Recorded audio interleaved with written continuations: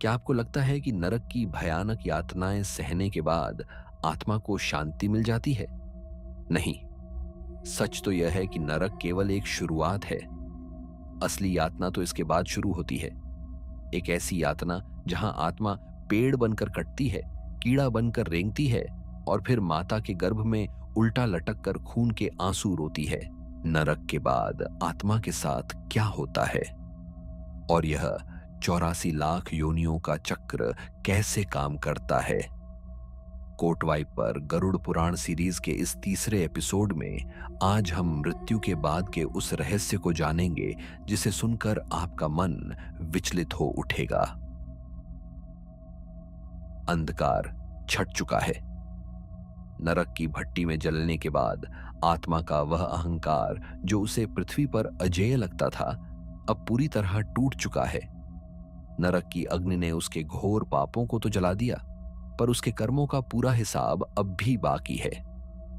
जो बीज बोए गए हैं उनकी आखिरी जड़ तक को काटना ही पड़ता है।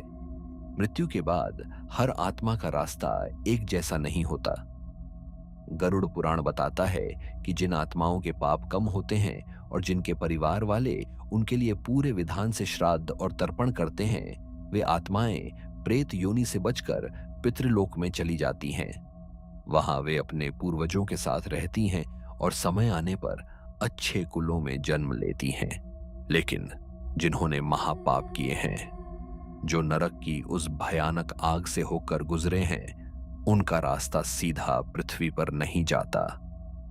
उनके लिए इंतजार कर रहा है संसार का सबसे खौफनाक चक्र, 84 लाख योनियां। मनुष्य का जन्म बहुत दुर्लभ है।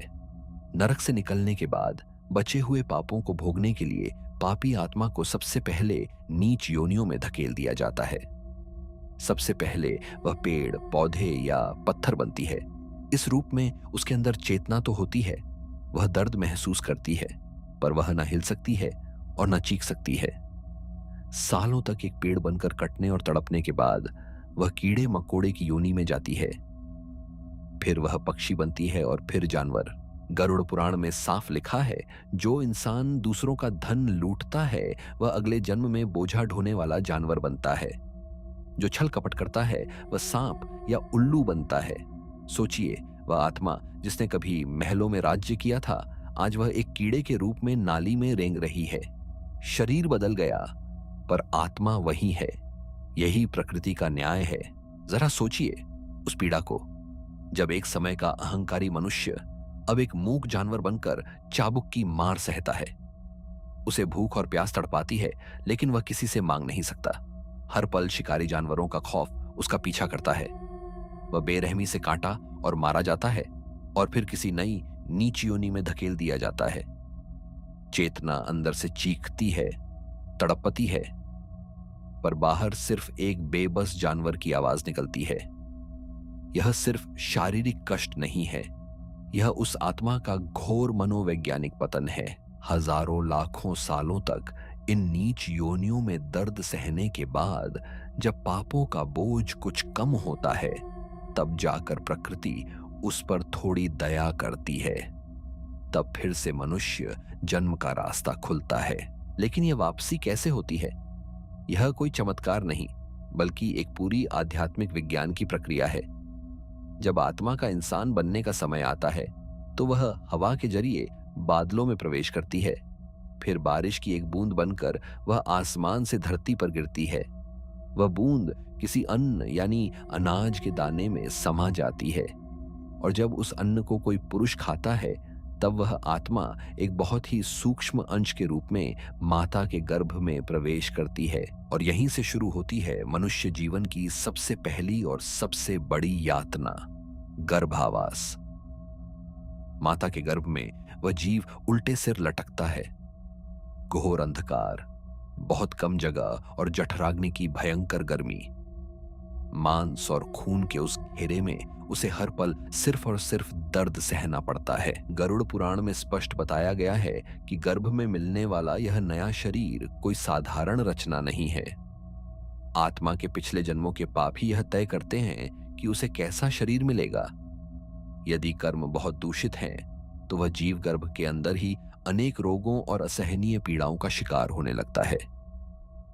माँ जो भी तीखा, कड़वा या अत्यधिक गर्म भोजन करती है, उसका सीधा असर उस जीव की कोमल त्वचा पर तेजाब की तरह पड़ता है।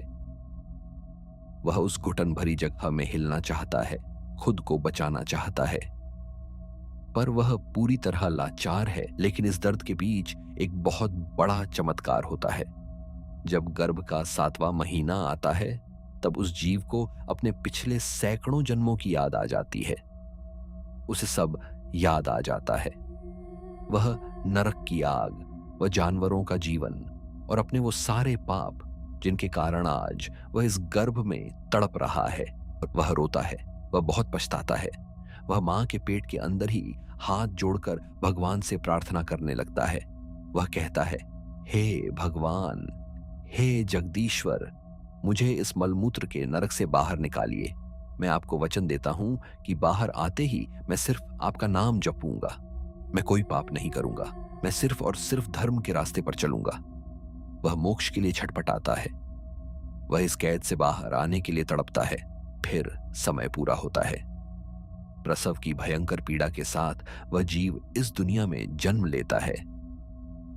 लेकिन जैसे ही वह बाहरी हवा के संपर्क में आता है, जैसे ही इस दुनिया की रोशनी उसकी आंखों पर पड़ती है, एक बहुत ही ताकतवर और न दिखने वाली शक्ति उसे घेर लेती है। और वह शक्ति है विष्णु माया। माया का असर इतना तेज होता है कि बस 1 सेकंड में वह नवजात शिशु अपना सारा ज्ञान, अपने पिछले जन्म और मां के पेट में किया गया वह वादा सब कुछ भूल जाता है।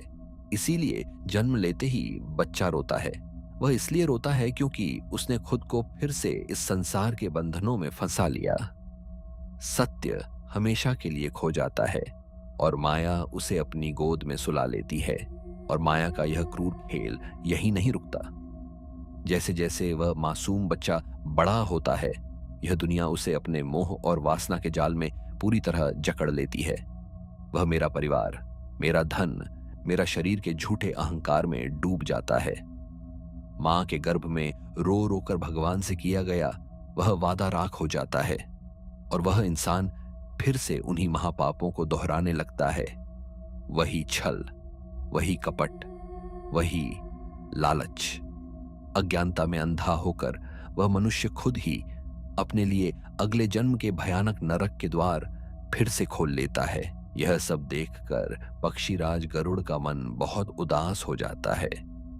वे भगवान विष्णु से पूछते हैं, हे नाथ, अगर इंसान माया के आगे इतना मजबूर है, अगर जन्म लेते ही वह सब कुछ भूल जाता है, तो फिर वह बचेगा कैसे? क्या इस जन्म और मृत्यु के चक्र का कोई अंत नहीं है? भगवान विष्णु मुस्कुराकर कहते हैं, अंत है गरुड़। अंधेरा कितना भी गहरा क्यों न हो, रोशनी की एक किरण हमेशा होती है। वह रास्ता मुश्किल जरूर है, लेकिन नामुमकिन नहीं। और वह रास्ता है मोक्ष का। यह मनुष्य जन्म कोई इत्तेफाक नहीं है, बल्कि हजारों जन्मों की तपस्या का फल है। क्या आप इस अनमोल जीवन को ऐसे ही व्यर्थ कर देंगे, या उस मोक्ष की ओर बढ़ेंगे जहां से कभी लौटना नहीं पड़ता? जीवित रहते हुए ऐसे कौन से कर्म हैं, ऐसे कौन से दान हैं जो यमदूतों का रास्ता भी रोक सकते हैं?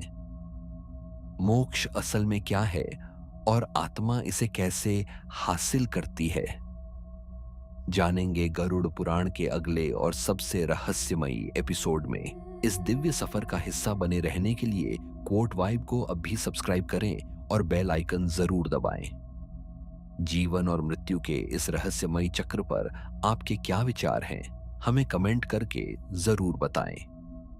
कमेंट बॉक्स में जय श्री हरि लिखना न भूलें।